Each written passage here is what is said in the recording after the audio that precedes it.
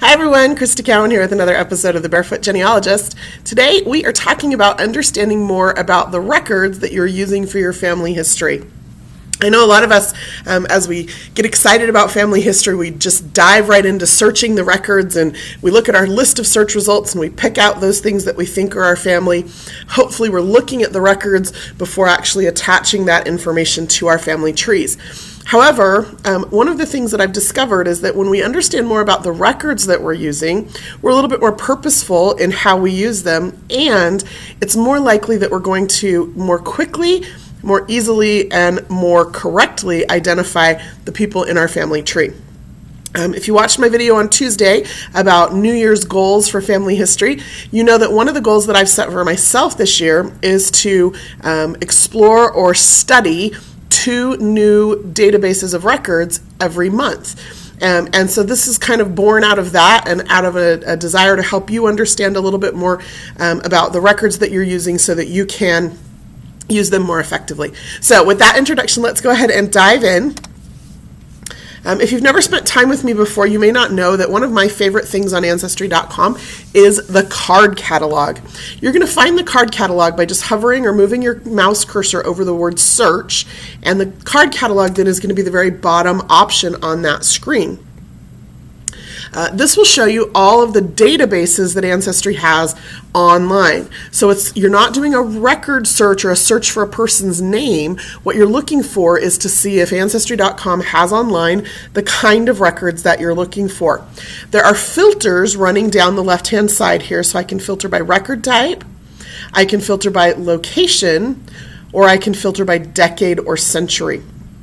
And that allows me just to kind of explore the record collection a little bit better. I can also use this title field. So for example, if I was interested specifically in which records Ancestry.com has for the state of Arkansas, specifically. Now this is not records that contain, like databases that contain records from Arkansas. So for example, the 1900 census has records from Arkansas. That's not going to come up because the word Arkansas is not in the title, because that's a federal record collection.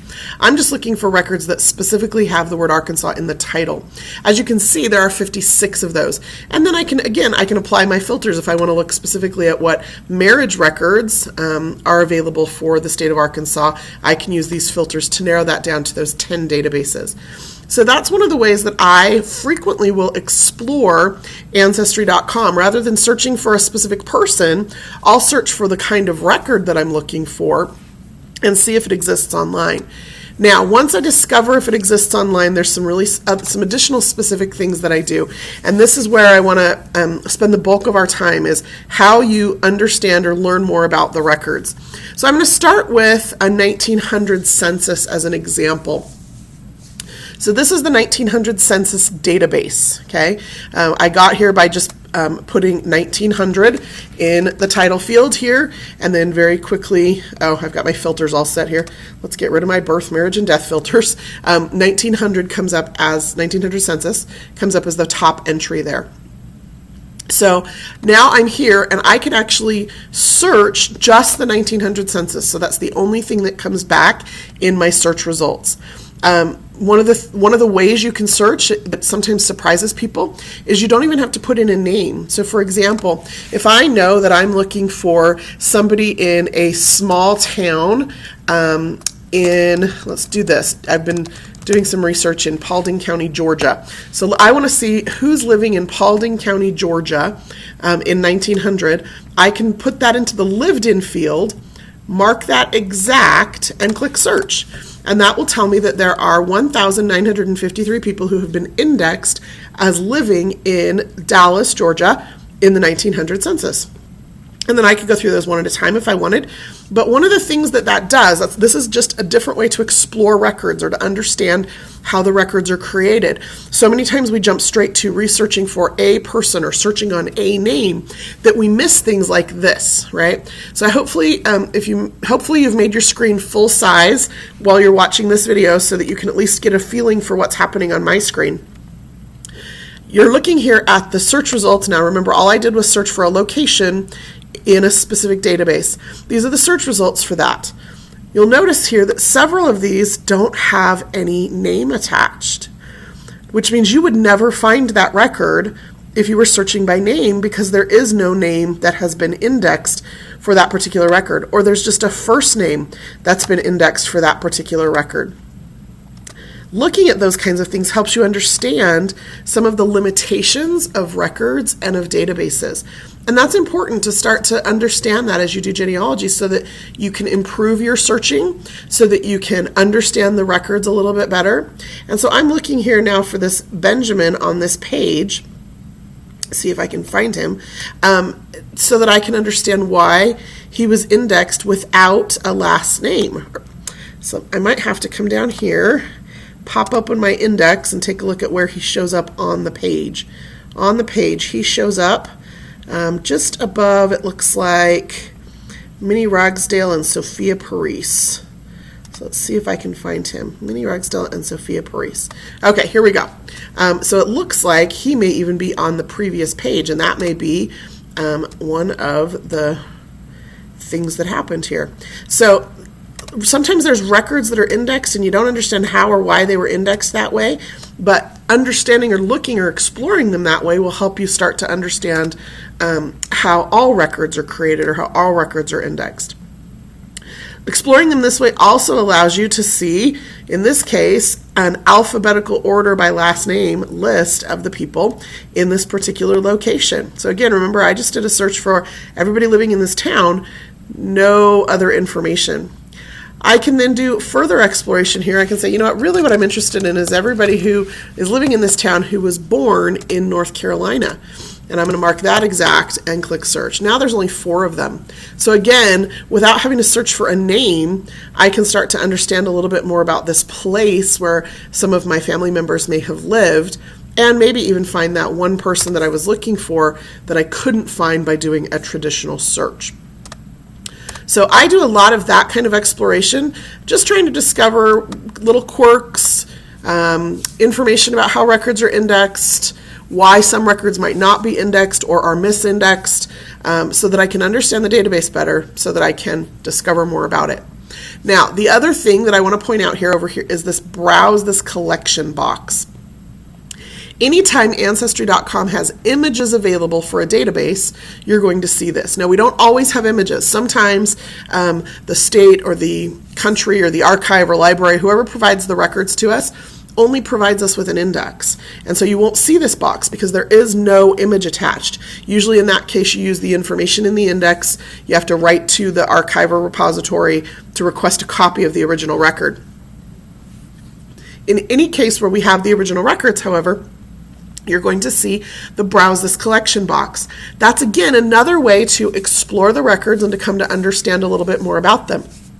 I'm using the 1900 census as our initial example here because it's a record set that I think most of you are familiar with. We'll get into a little bit more advanced records here in just a minute. But in the case of the census records, they're organized by state. So I could select a state, and then they're organized by county. And you may notice here, as I select something from a drop-down list, another pick list shows up. So I can come in here and I can say I'm interested in Cedar County. Now I have township lists to choose from. Specifically, specifically I'm interested in Red Oak, and then you'll see I have an enumeration district to choose from. Now in rural locations, that works really well to get directly to the set of images that I'm interested in looking at. In this case, there's only one enumeration district in the town of Red Oak. If I come over here as the images are loading, I'll probably discover there's probably, 9 pages. Down here at the bottom, there's only 9 images in that entire town. So theoretically, just like I used to do with old microfilm, if I couldn't find something in a search, or if I was trying to see who lived in that town and who lived near whom, I could go image by image through these 9 images of this town and hopefully have some real success locating not just my family members, but some of their relatives as well. I guess that makes them my family members too, right?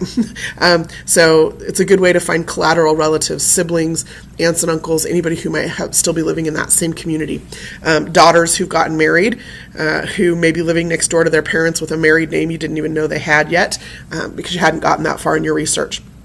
So I use this feature a lot with census work to go through some of these smaller towns. Now, if you're looking at a larger town, it's going to be a little bit more challenging. So for example, if I come in here to Illinois, I go to Cook County, and then I go to Chicago, you'll see here there are wards, several wards, 35 of them to be exact, in Chicago. I select one of those wards, and now I'm going to have dozens of enumeration districts within that ward. And so one of the things you need to know if you're going to explore more metropolitan areas is you need to know an address of where they lived. You can see here with each of the enumeration districts, there are descriptions of what streets are included. And so you can look at a map, find the address, and see what streets are around it so that you can start to narrow in on a specific enumeration district if you need to explore that particular enumeration district image by image. Even so, once I do that, you can see here I'm down to 31 images. Again, totally possible to go through those images one at a time looking for something specific.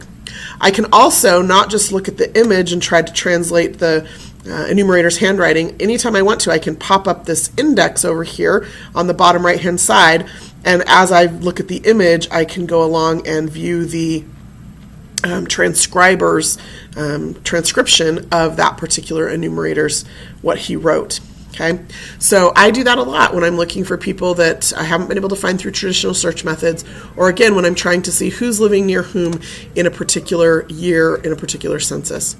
So that is, again, an example using census records about how I understand more about records. Now, let's talk about a couple of other things, and I'm going to use Arkansas marriages as an example. This database is Arkansas marriages from 1851 to 1900. Pretty good coverage. I think that's great. It does not say in the title whether this is an index or whether it's originals, and that's one of the things we need to pay attention to. Is what you're using somebody else's interpretation of what the record says, or are you going to get to look at the original record yourself? Now remember what I said about the browse? If you look over here, there is no browse box. Right away that tells me that for sure there are no original images attached to this particular database. Doesn't mean that they don't exist, doesn't mean that they might not even be available in a different database on Ancestry.com. It just means this particular database does not have any original images attached to it. Okay? So one of the things that I strongly encourage you get in the habit of doing is, before you start searching the records, scroll down past this search box, and there's going to be two very important things. The first thing is going to be the source information. What that tells you is when and where Ancestry.com obtained this information. In this case, it's a private researcher, Jordan Dodd, sold this database to Ancestry.com back in 2001.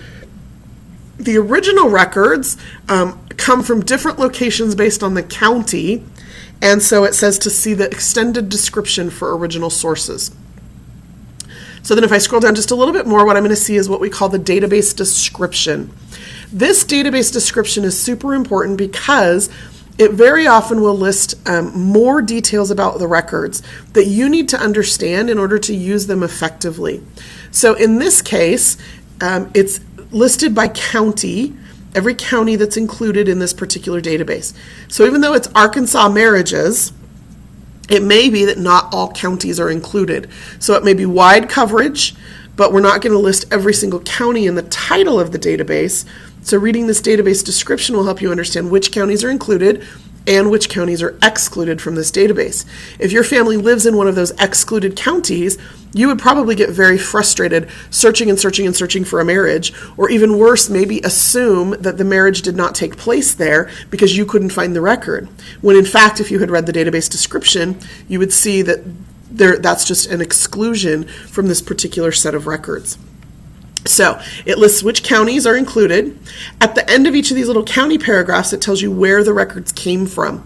So in this case, it looks like this Jordan Dodd researcher extracted the records from the county courthouse.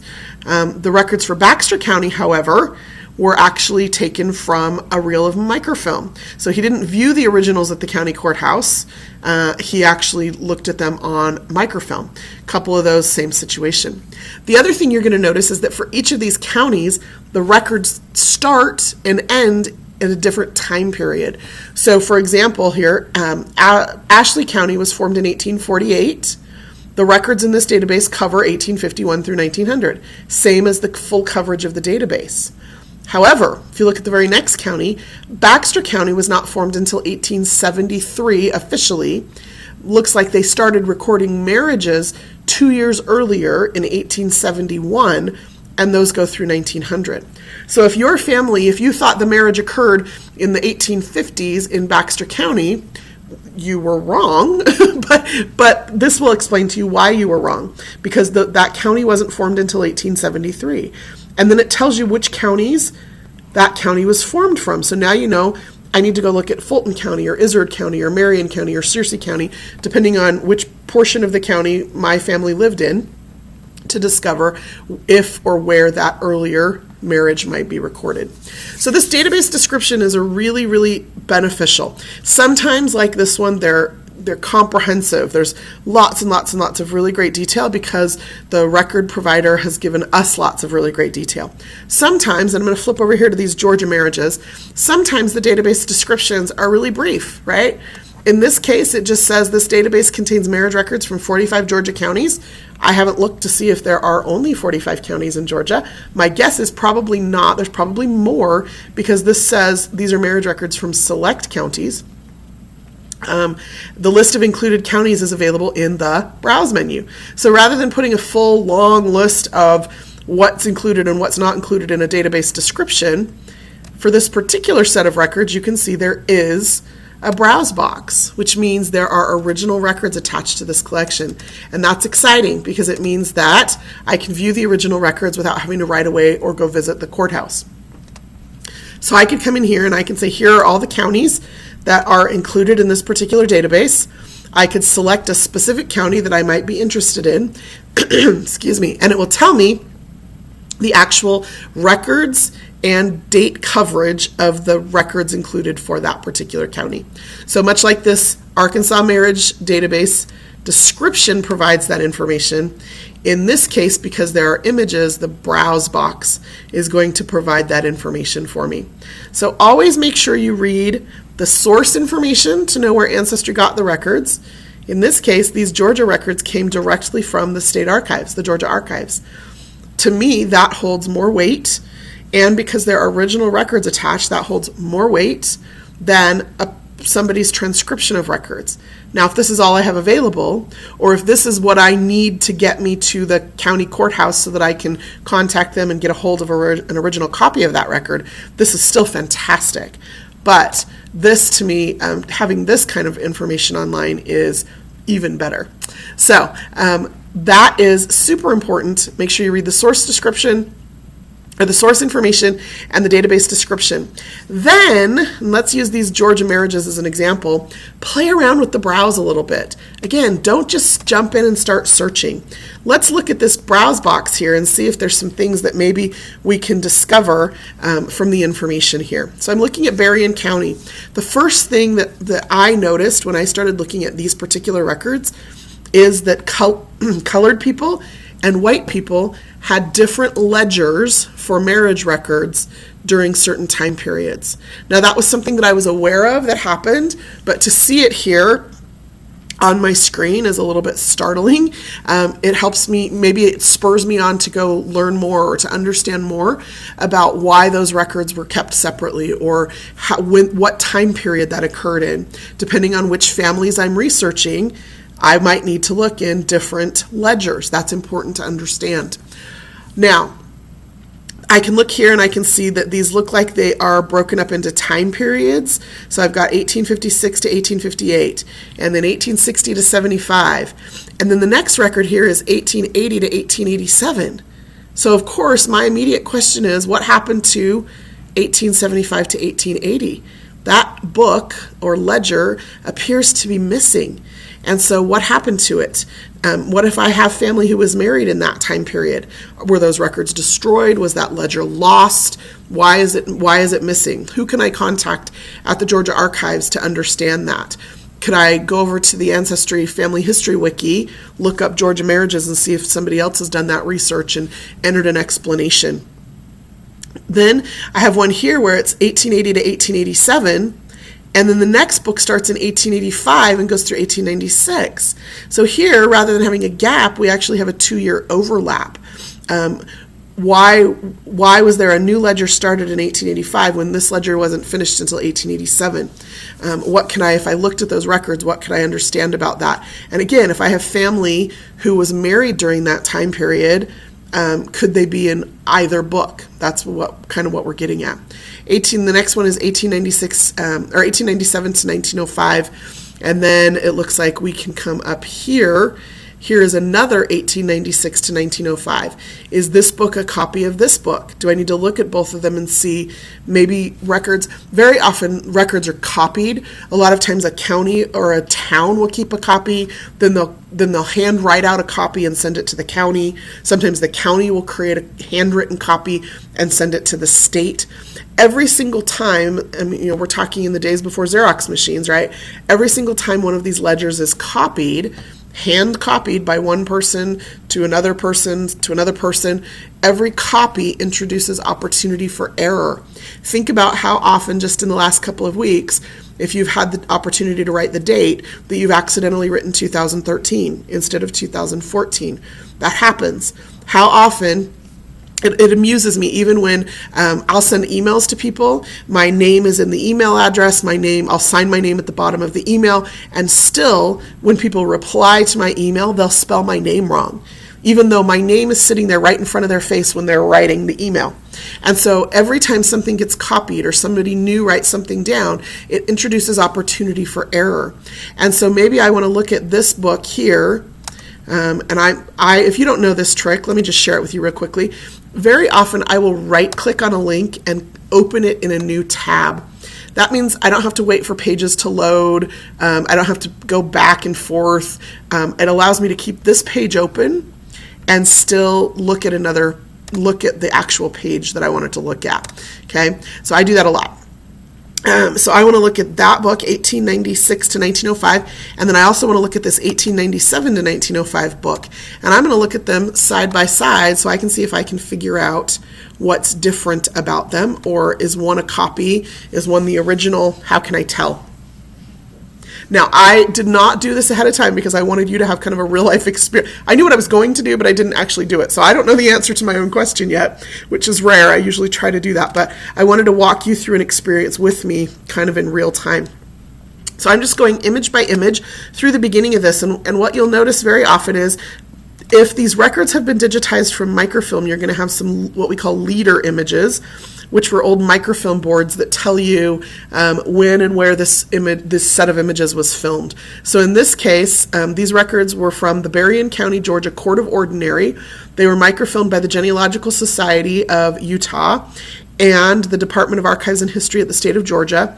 It looks like in Nashville, Georgia, on the 16th of August, 1967. So these records were microfilmed back in 1967, and then Ancestry.com has digitized these records from that microfilm.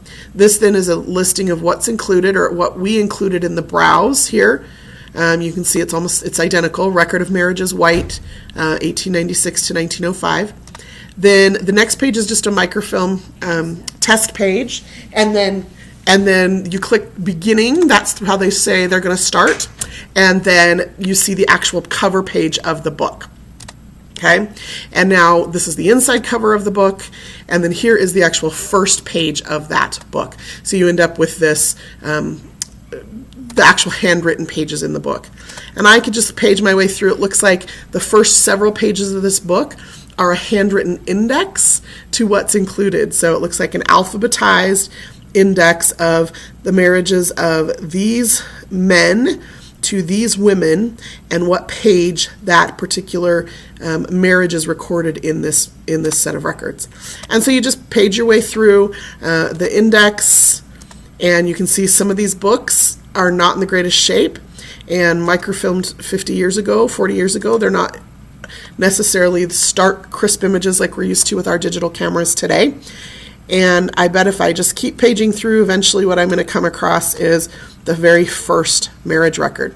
The fact, however, that there is an index at the beginning of this book tells me something. It tells me that this is a handwritten copy of the original marriage records.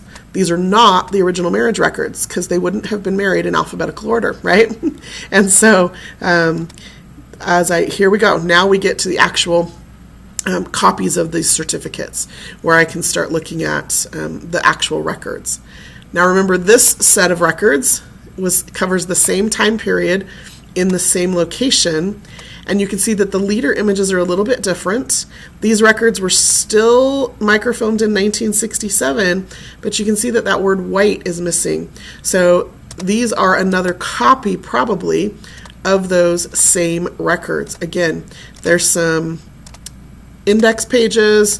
If I work my way through those index pages, I can actually type in a number down here and jump to a specific page. If I don't want to go page by page through all of those and see exactly what's included. Okay, and then we finally get to some missing pages. The microfilm has done that for us. It's pages that look like they've been scribbled on by children or clerks who didn't take as good a care of the records. And now we get to actual copies of the certificates. So that's really, that's kind of the exercise that I go through whenever I'm using a new collection of records. I just want to see how the records are organized. I want to take a look at them. I want to go through some of that initial stuff on the reel of microfilm, as it were, and see what else might be included, if there's any explanatory pages, if there's any additional information, if they're, like in this case, if there's a handwritten index that might give me more insight or help me search those records better or understand those records better. And with a little bit more investigation, I could probably figure out why there are two copies of this particular set of records for that specific time period. Now last, I just want to look at one more set of records here in this collection. We're going to go back to Paulding County. I'm going to take a look at this 1866 to 1882 set of records. I'm actually going to jump to, let's do page 56. Now, as you get back into some of these old records, the records we were just looking at were very clean, neat little forms. These are not, right? And so one of the things that you need to get in the habit of doing is, especially if you're doing research back in the mid-1800s and earlier, is learning how to read some of these records. In this case, this is a license to join the above-named couple who look like Joseph Woods, Jeffers, and A.E. Moon. That's the couple. In the holy state of matrimony, this license was issued on the 16th day of July, 1890, it looks like, and then there's the name of the issuer. Then the return of the marriage says it was executed on the 17th day of July. That's actually 1870, I think. So the license was issued on the 16th, the return occurred on the 17th. Sometimes we get a little bit confused and we enter the license day as the marriage date. So always look for that return. The other reason that's important is because not every couple that got a marriage license actually was married. And so if the return doesn't exist, they may not have gone through with that marriage. The marriage may have actually occurred in a different county, lots of different reasons. So when you start looking at these records, always make sure that you look at the entire record, not just the first date or place or name that you come across. That will help you have a lot more success. So let's just do a quick review. I think we're probably out of time of some of the things that we've covered. Make sure we covered everything we were supposed to. Always look at the source information. Make sure you understand where those records came from. That's super important so that you can know whether or not to trust the records, so that you can know whether or not you need to access more information from a state or local researcher, and also so that you start to have an understanding of how many generations of that record have been copied and copied and copied, so you know what kinds of errors might have been introduced. Always read the database description just below that source information. That will give you information about why the records were created in some cases, what areas and years are covered, what limitations exist in that particular database. And you might discover, and I've seen this on several databases, particularly lately, since Juliana has been writing many of these database descriptions, she'll often include little search tips and tricks unique to this specific collection. So when you do a global search on Ancestry.com, you're searching billions and billions of records, and we have to make that search fairly generic because it has to cover all sorts of different record types. When you search a specific database, we can give you the exact fields and some tips specific or unique to that exact collection. It helps you to narrow down your searches, make them a lot more effective, make better use of your time. Last two things, we talked about exploring the record browse. If there are original images attached, check out that record browse. Look at how the records are organized. Are they organized by location? Are they organized by time period? Are they organized by whatever, right? Like I've seen lots of different ways that those records can be organized. Are there overlaps or gaps in the record? Particularly those gaps you need to be aware of. If records have been destroyed or lost over time, your family may fall in that gap. Then you might need to look at other ways to prove what you're looking to prove. If there's overlaps in the records, recognize that there may be multiple records of that. Always check them both, because if one was a copy of the other, new errors may be introduced, and you need to make sure you know which is the earliest version so that you're getting closest to the most original or most accurate information. Check the beginning of that microfilm or book or whatever it is that you're looking at. See if there's any explanatory pages, any abbreviation codes, or any index pages that might help you understand and explore it a little bit better. And then, and this is kind of my parting shot to you today, don't be afraid to ask questions. One of the things that I find a little bit amusing is that sometimes people are afraid to ask questions because they don't want to sound dumb or they don't want to be embarrassed or whatever. Please ask questions. Ancestry.com has a Facebook page and a Facebook group. We have excellent, wonderful genealogy community there that is always willing to help answer questions. So if you don't understand something about a specific collection of records or something about a record type, ask, and we'll be happy to help provide you with that answer. We also have a community forum and message boards that can help you with that as well. The community forum is found by just clicking here on Get Help in the top right-hand corner on Ancestry.com, and there's this little link here for Ask the Community. You can see one of the topics there is understanding historical records. So you can go there and post any question you might have about a specific database. So Facebook, community forums, message boards, feel free to ask whatever questions you need to, because the more you understand the records that you're using, like I said, the more successful you're going to be, the more effective your research time is going to be. I would rather go to a specific database, learn about it, and start searching that database than doing global searches, going through thousands of search results, trying to weed out my ancestors. If I know I'm looking for something specific, that's what I'm going to do every time. Go direct to the database, see what I can find. Hopefully this was helpful for you. If you're watching this live, I will be on chat in just a few minutes to answer whatever additional questions you may have. If you're watching an archived version of this on YouTube, feel free to leave a comment. In the meantime, we are collecting topics for future presentations, and so if you want to email me at ask@ancestry.com with any ideas or suggestions for topics you'd like to see addressed in future broadcasts, you can see, again, the email there is on the screen, ask@ancestry.com. Until next time, this is Crista Cowan. Have fun climbing your family tree.